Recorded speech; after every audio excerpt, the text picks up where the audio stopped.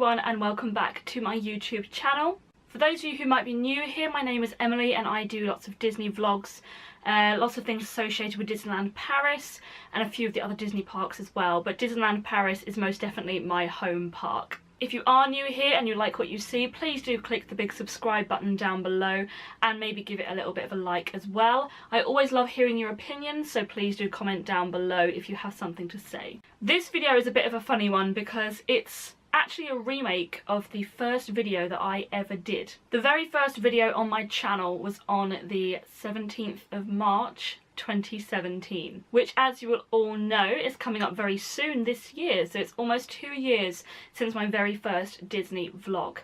Now, the very first Disney vlog I did, it's so cringy to watch it back because I looked really awkward and I was clearly reading a piece of paper that I had that had all the tips and tricks and stuff on it, so this is most definitely an updated version of that video. For those of you who are not aware, my next Disney trip is coming up in April and it will be my 17th time to Disneyland Paris, so I've been quite a bit.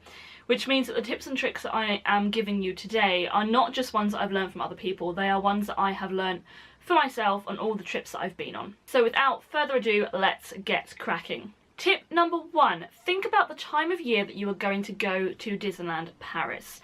It applies to all Disney parks, but if you're going on a peak period, so that's things like school holidays, you've got your Christmas season, your very big summer holiday season, half terms, things like that, they are going to be peak seasons. If you're going at that time of year, do expect it to be much busier.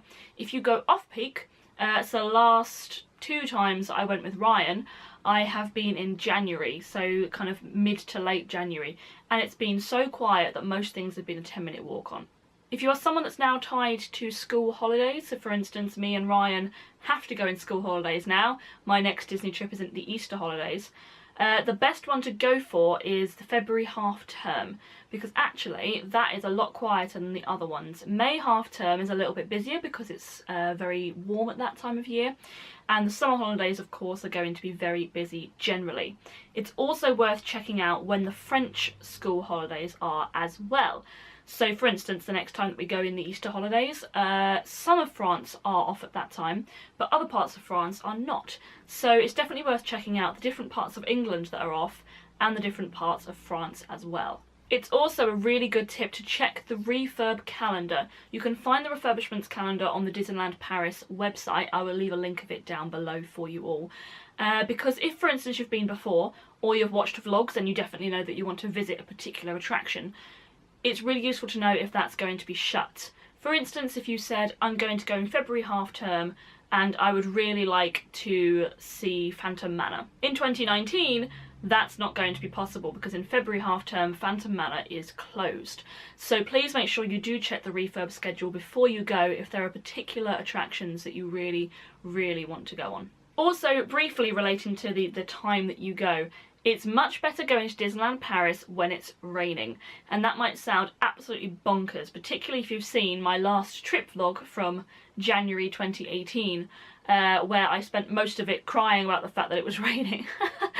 It is much better in the rain because it means that the crowds are going to be far smaller. It's a very well-known fact that people don't like visiting theme parks in the rain. Now, us Brits are a little bit less bothered because it rains here all the time, but if you're a day tripper, if you live in France and you're a day tripper, I feel like you're more likely to just stay at home if you wake up on that morning and find that it's chucking it down with rain. So the day trippers are less likely to come, and the hotel guests are a lot more likely to go back and change, or to perhaps not rush out, hang around to see if it stops raining, things like that.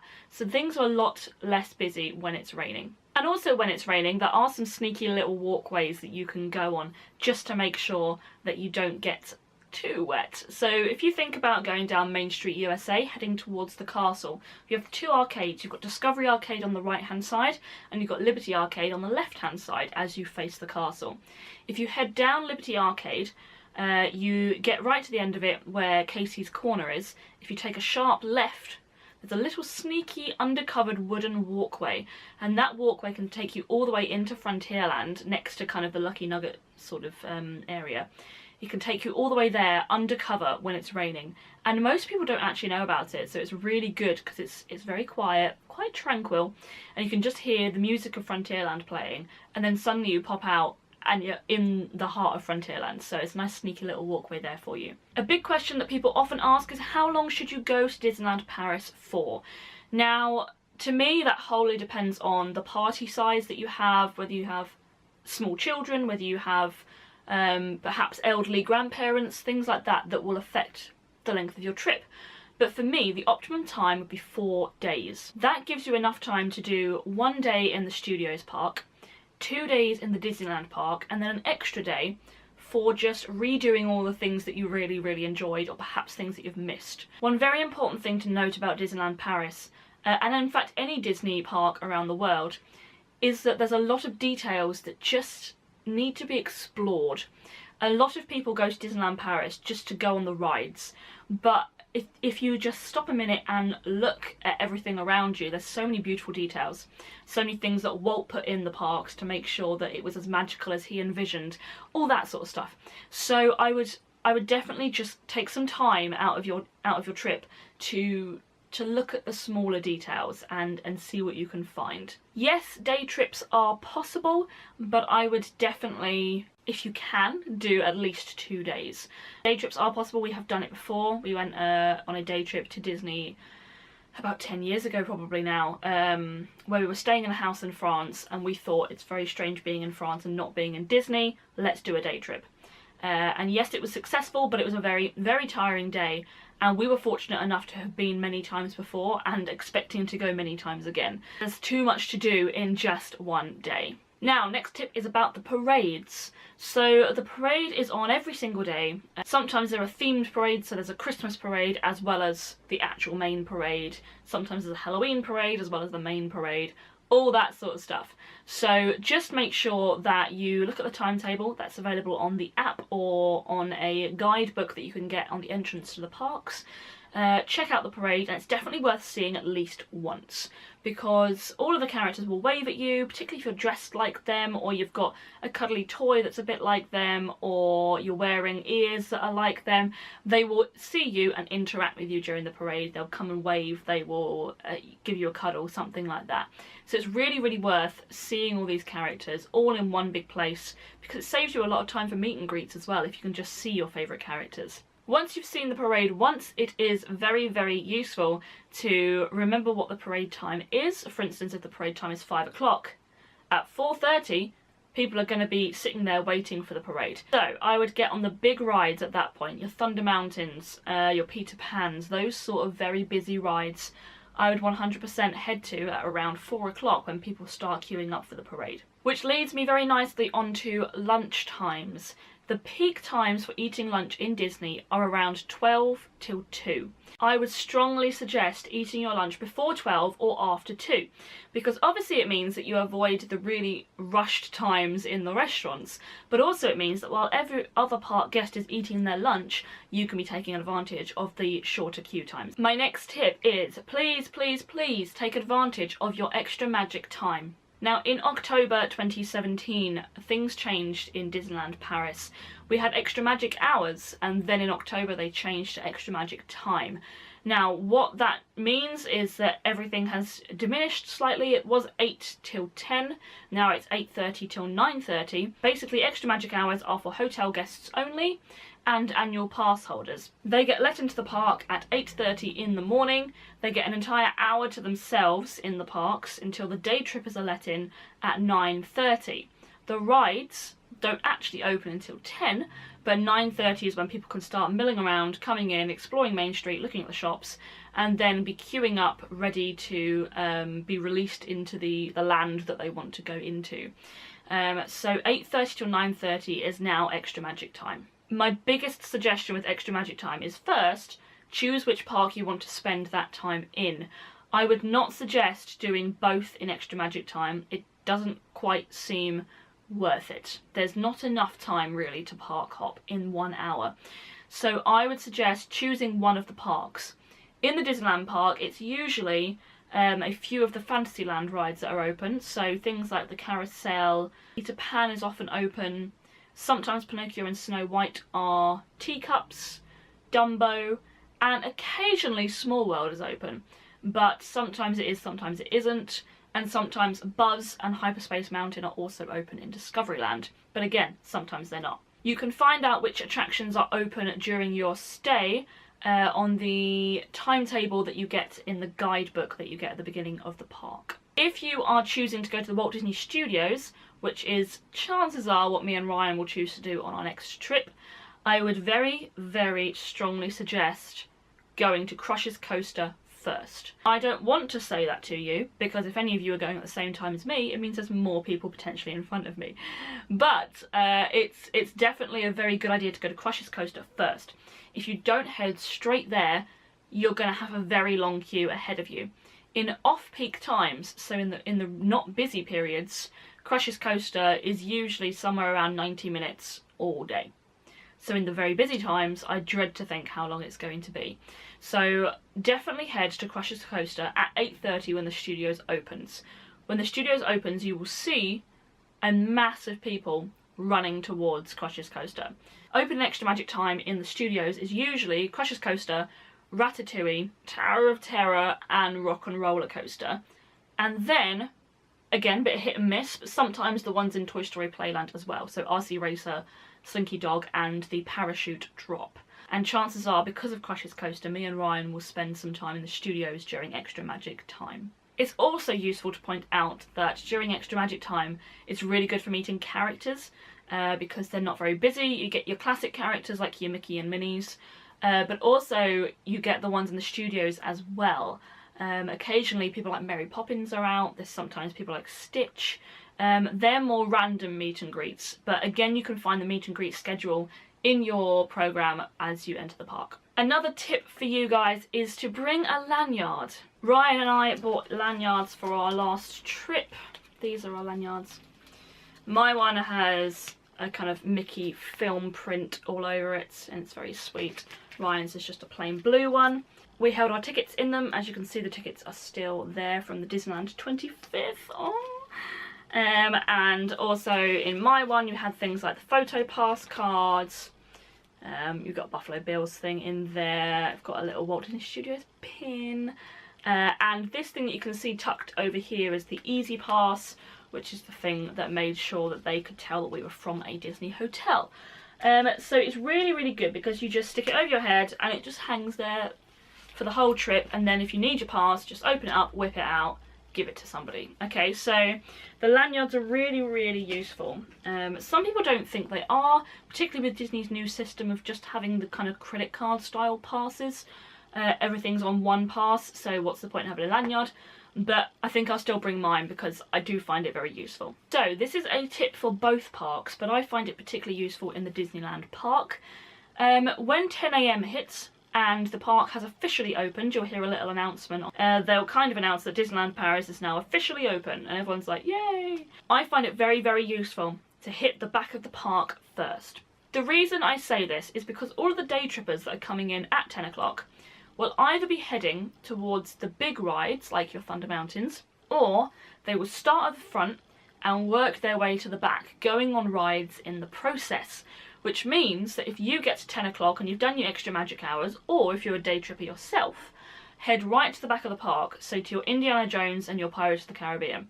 They will be pretty easy to walk on. They're both not too busy rides anyway as it goes, but it's really good to get to the back of the park where you can kind of explore, you can do Adventure Isle, things like that, without having to shove people out of the way or just be in this sea of people and you can't really notice things like you could if it was quiet.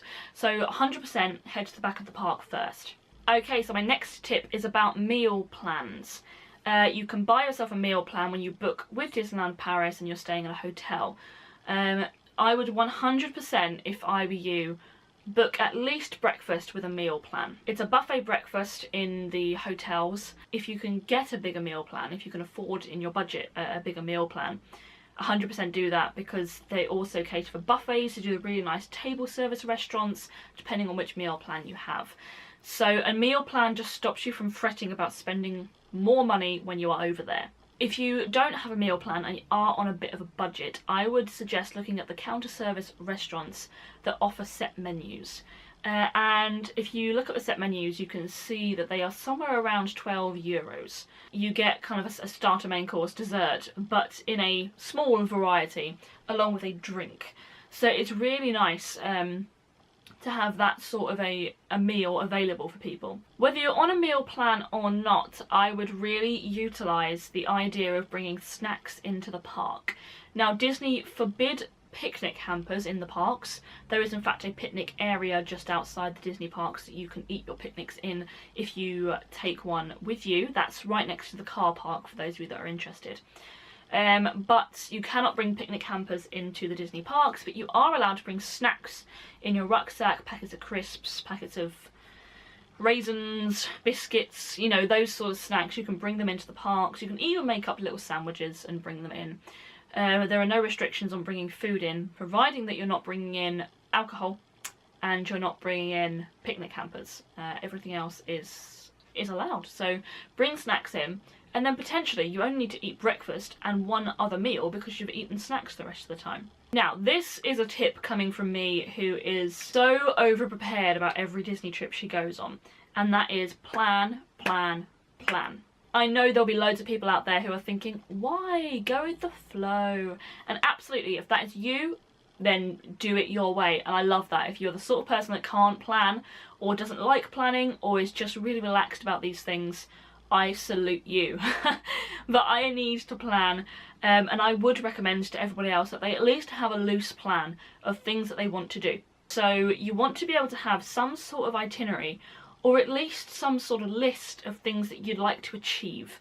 Then at least you've got some sort of goals, some sort of aims, and you're not just wandering, not really knowing where to go or what to do. And you might even plan those achievements per day. You might say, today I'm going to get on Hyperspace Mountain during Extra Magic time. I'm going to eat lunch at restaurant Hakuna Matata for lunch. And I am then going to watch the illuminations and then shop in World of Disney.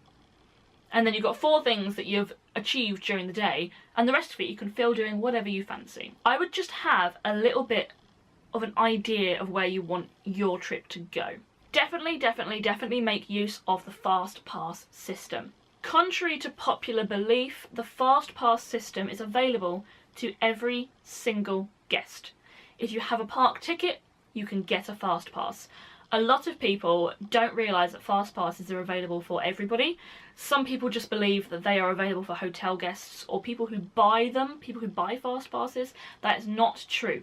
Yes, you can buy extra Fast Passes for your party, and you get VIP Fast Passes if you stay in the club level of the hotel and the suites of the hotels. But everybody is allowed to access a standard Fast Pass. And the way it works is you get your park ticket and you scan it on the Fast Pass ticket machine, which is located next to the entrance of the ride that has the Fast Pass. So for instance, if we're talking about Ratatouille. Ratatouille has a Fast Pass. You go to the entrance of Ratatouille. On the right of the entrance, there's these little Fast Pass machines that say Ratatouille Fast Pass.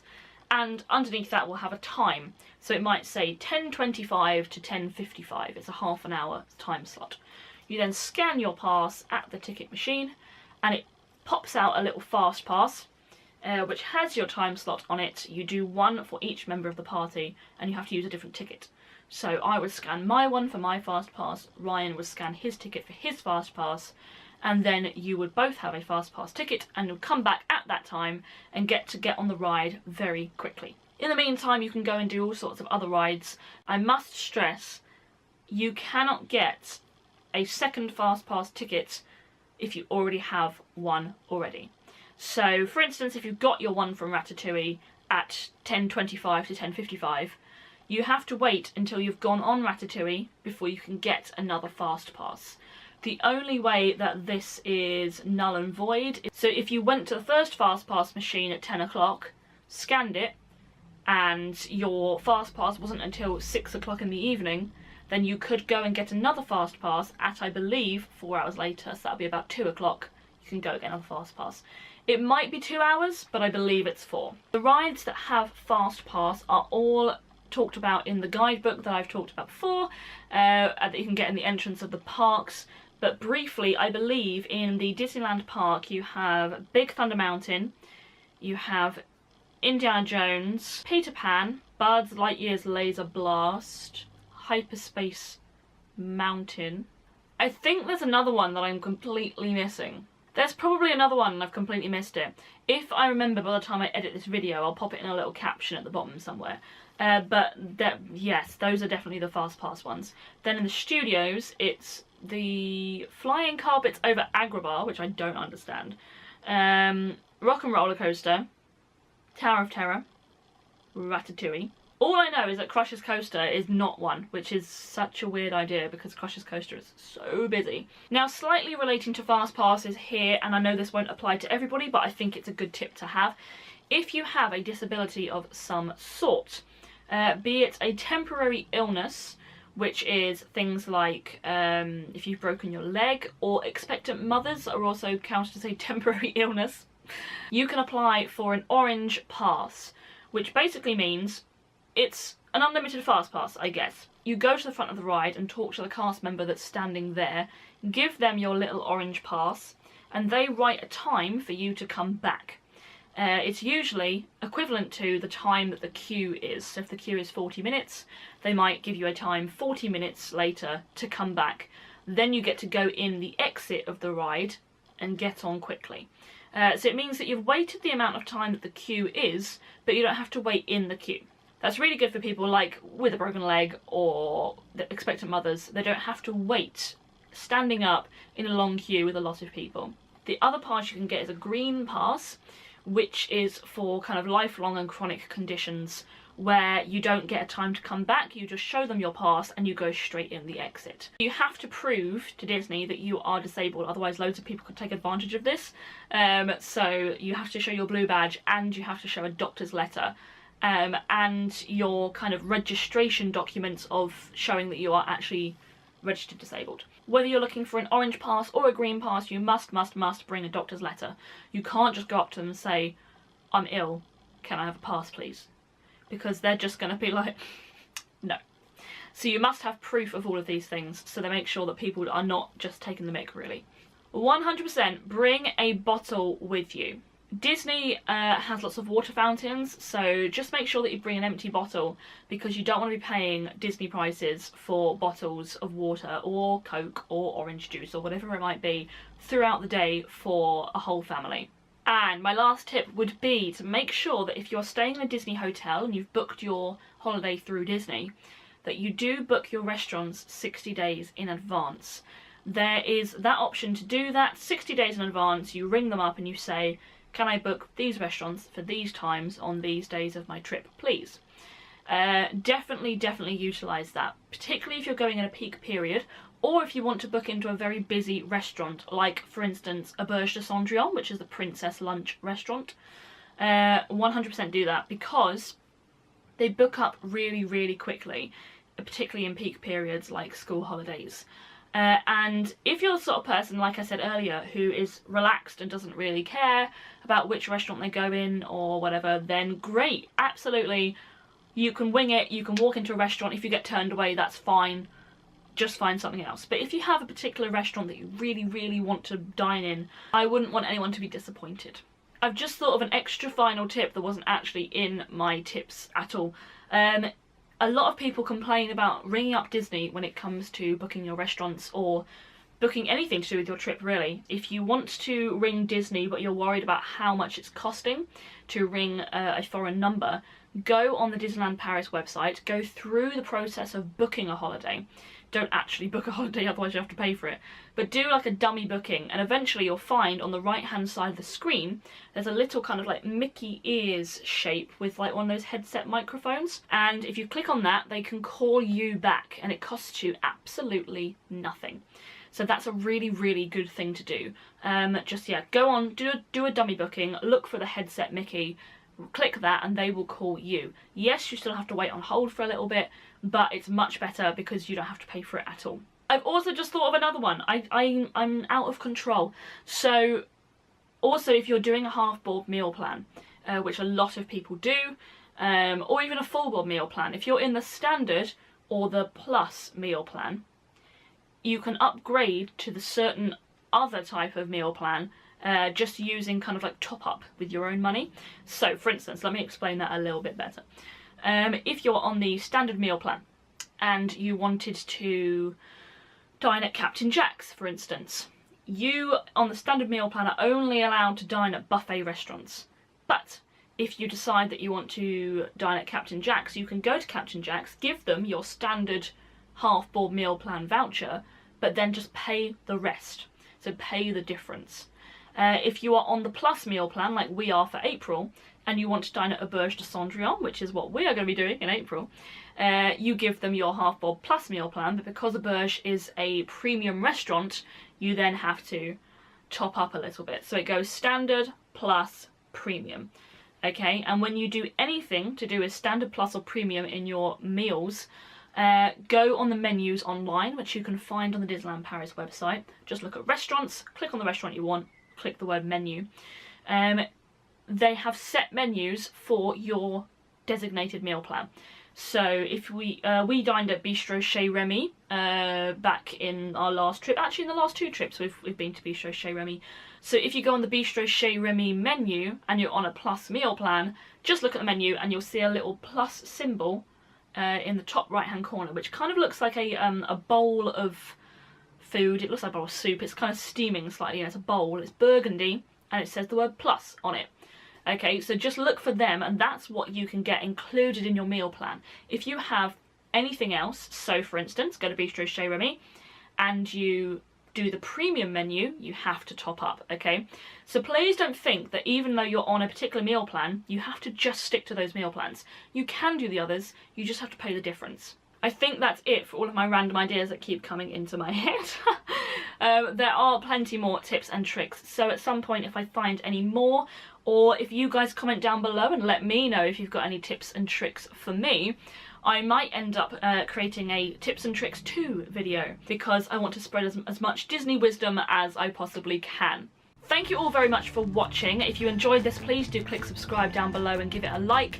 I've got plenty of upcoming Disney vlogs, including my Disneyland Paris trip in April. I'm very, very excited about that because I'm going for my birthday. So please do check them out if you are interested in Disneyland Paris vlogs. Once again, thank you very much for watching and I will see you guys next week for the next vlog.